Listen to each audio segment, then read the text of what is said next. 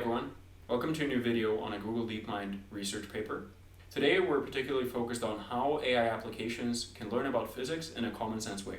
We're going to see that the guys at DeepMind train an AI agent to learn how objects will interact with each other in a physical setting, and we're going to look into all the details.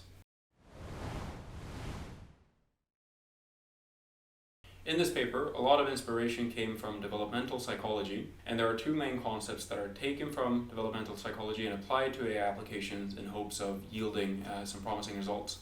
So the first one of these is that the core of intuitive physics rests upon a set of discrete concepts. For example, this would be object permanence, object solidity, continuity, and so on. The second one of these is that once you gain an understanding for something, that corresponds in the human brain to forming a set of expectations about what will unfold when it comes to that particular property. Because the understanding of a concept is tightly related to forming expectations about that particular quantity, one way of measuring how well a system or a person understands a concept is by seeing how much a particular set of events violates the expectation of that particular individual or system. The effects of this expectation violation hypothesis can be seen in young children if you observe them as they watch systems unfold in an unpredictable way. If you, for example, show them a video of an object teleporting, let's say, they will spend more time looking at that object than they would at something proceeding according to the normal physics that we're used to. And this can be observed as early as the age of 2.5 months in children. The research team built a system that is able to demonstrate some of the qualities that we observe in young children when it comes to these kinds of expectations about physics. They named that particular system PLATO, which stands for Physics Learning Through Auto-Encoding and Tracking Objects. PLATO leverages two principles in order to show these kind of characteristics that we observe in children. The first one is object individuation, and the second one is object tracking. Object individuation is concerned with identifying what objects are inside of an image and assigning particular attributes to those objects. That's, according to research, how we as people actually observe objects and represent them internally in our mind. Secondly, we have object tracking, which concerns itself with tracking these particular objects that we've now identified and set attributes for. I'm now sharing an image of the architecture that underlines PLATO. And we can see on the left-hand side something called the perception module, and on the right-hand side something called the dynamics module. The perception module is concerned with object individuation, and the dynamics module is concerned with object tracking. If we begin with the perception module, we can see in figure A here an outline of the inputs that PLATO uses. First of all, it receives an image labeled as X. In addition to this, it receives maskings for the individual objects in this image. If you take the dotwise product between these two, then you will essentially attain these images down here that contain only one object in each of the images. Now, PLATO assumes that we get this segmentation directly from the input, and that's not a trivial step. However, if you're familiar with, for example, self-driving vehicles, you know that there are effective ways of creating such a segmentation, and so in this paper, they simply take for granted that we have this sort of masking. The second step is a deconstruction and reconstruction of the images that we get as inputs. So we can see down here that we have an image xk and a mask for that image mk. These are sent through an encoder, phi, in order to generate a learned object code, z. Now the second part here is a decoder, theta, that decodes this object code into the original image and mask that we got as inputs. The reason why we have this second step is to train the model. So we train the model to take these input images and then push them through this framework and reconstruct similar output images. Now, if we're able to do this encoding and decoding in an effective way so that we get these final images to look similar to the inputs, we know that this learned object code in the middle, which we're ultimately interested in, contains the necessary information. The third step in image C here simply represents that as we run this in a real application, we would have a number of images here, and we can push this through the encoder and respectively through the decoder in parallel, thereby receiving these object codes that we need for the rest of the system.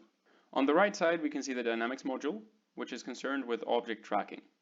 The dynamics module is trained on sequence data produced by running videos through the pre-trained encoder phi.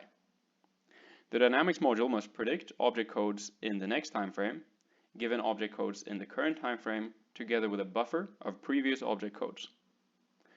The dynamics module comprises two trainable components, a slotted object-based LSTM, and an interaction network. Predictions are made by computing interactions from each slot in the LSTM's previous state to every other slot in the LSTM and all input objects and buffers.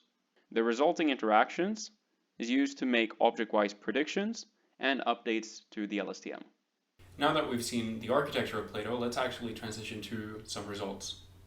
The authors of this paper hypothesized that the object individuation and the way that PLATO represents objects would be necessary for performance. In order to test that hypothesis, they built comparable models that are flat in the sense that they don't have this object individuation component, and they compared those to the PLATO architecture. There were two such flat models constructed for the reason that one of them would match the number of tunable parameters in PLATO and the other would match the number of units representing each video frame. These models were all trained in two different stages. In the first stage, the perceptual module was trained to reconstruct individual images from the training data.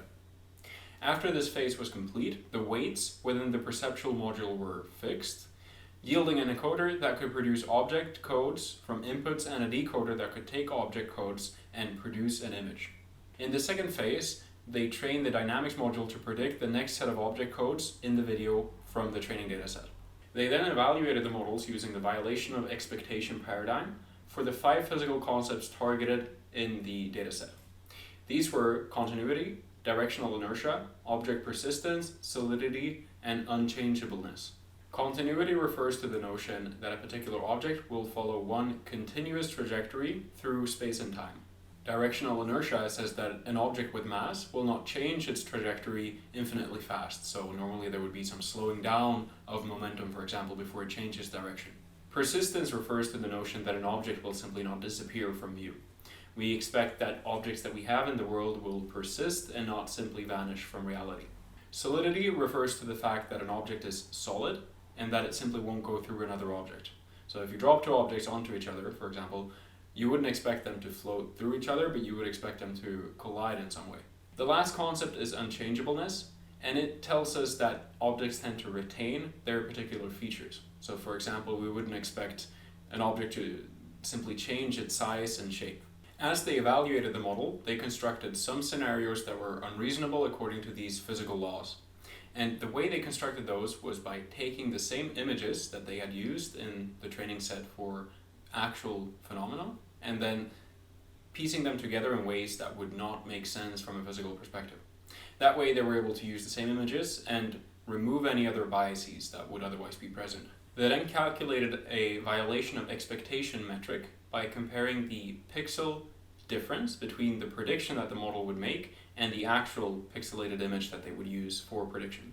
They compared these surprise metrics for the so-called physically possible scenarios and the physically impossible scenarios as well, and by comparing those you could get a sense of how confident the model was in a particular outcome.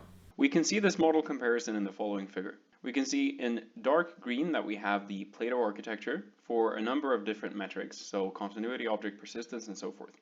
We then have the two flat models being compared. In light blue we have the one with equal parameters, and in dark blue we have the one with equal capacity. At the top row we can see the mean relative surprise, and this tells us how surprised the model, whether it be PLATO or one of the comparison models, was to a particular event that was non-physical. And we can see here that PLATO is able to identify the non-physical events very well, whereas the other models are not able to identify them nearly as well.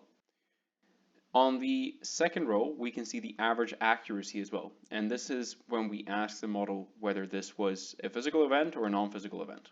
And you can see that with a high degree of certainty, much more than 50%, PLATO is able to identify whether something is non-physical.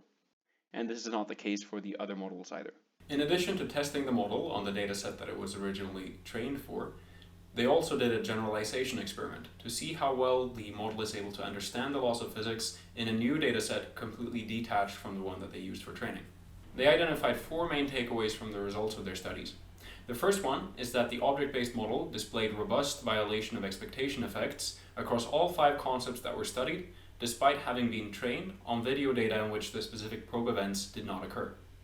Secondly, they found that the value of expectation events or effects seen in the model diminished or disappeared in well-matched models that did not employ object-centered representations.